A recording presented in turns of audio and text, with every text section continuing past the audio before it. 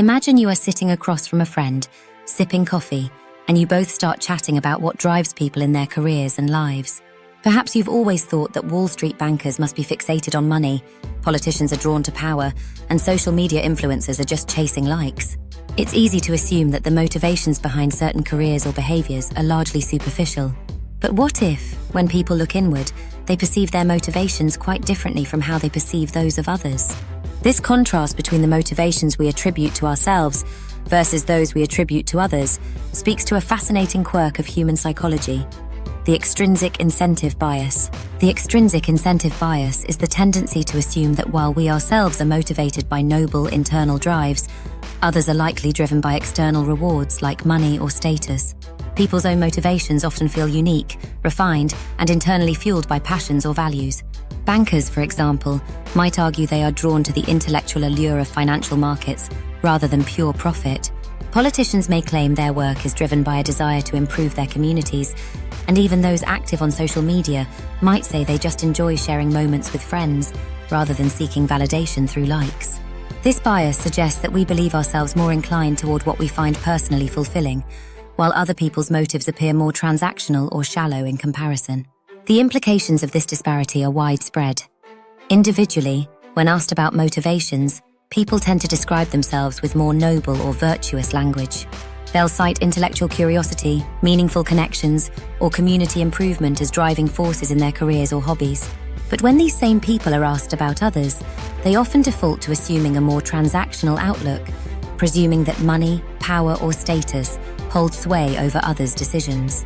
At a systemic level, this bias becomes even more pronounced.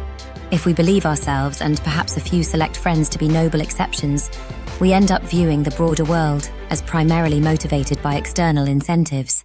This creates a disconnect in society. While people view their personal actions as meaningful, they perceive the world around them as much more superficial. And because our society comprises individuals who, in fact, often share similar motivations, this assumption of broad, extrinsically driven behavior becomes unfounded. One experiment from the 1990s highlighted this bias dramatically. A survey of aspiring law students revealed that the majority of the students cited the intellectual appeal of law as their primary reason for pursuing the profession. Yet, those same students guessed that only a small minority of their peers felt the same way, estimating instead that the majority were in it primarily for the money. Why does this happen? One reason is that we tend to inflate our own character in comparison to others. This self-enhancement can be seen in many biases, such as the self-serving bias, where people attribute successes to their own talents but blame failures on external circumstances. Another example is the fundamental attribution error, where we interpret others' actions as a reflection of their personality rather than their situation. When someone else is late, we might assume they're disorganized. When we're late, it was because of traffic. This desire to see ourselves in a more favorable light prompts us to project loftier motives onto ourselves, while assuming others are more grounded in basic incentives. Another possible reason for this extrinsic incentive bias lies in simplicity. People often seek quick, coherent explanations that make sense with little mental effort. Since it's easier to imagine tangible rewards like money, assuming others are motivated by extrinsic incentives requires fewer cognitive resources. Money and power are easily comprehensible motivations, and when we don't have insight into others' inner lives, these explanations feel straightforward. The truth, though, is that human motivations are often layered, combining intrinsic and extrinsic factors in ways that are complex and personal. But, given that exploring others' motivations in depth is mentally taxing, we settle for simpler, more accessible explanations. Managers, for example, often design incentive structures around financial rewards, assuming employees work for the paycheck above all else.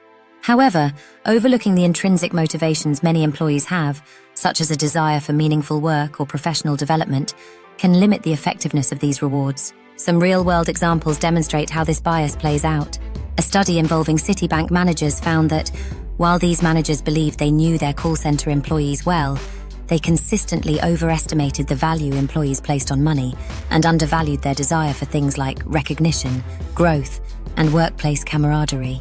When asked about their own dedication to long work hours, executives cited a sense of purpose, excitement, and the intellectual stimulation their roles provided, clearly seeing themselves as an exception. In understanding the extrinsic incentive bias, we see it as an inherent part of our tendency to inflate our own uniqueness. we interpret our lives as more meaningful, internally motivated, and special compared to the lives of others. Recognizing that many people around us are just as motivated by intrinsic factors as we are can help bridge the empathy gap. After all, if we value the intellectual, social, and creative rewards that drive our own actions, there's a high chance others do too.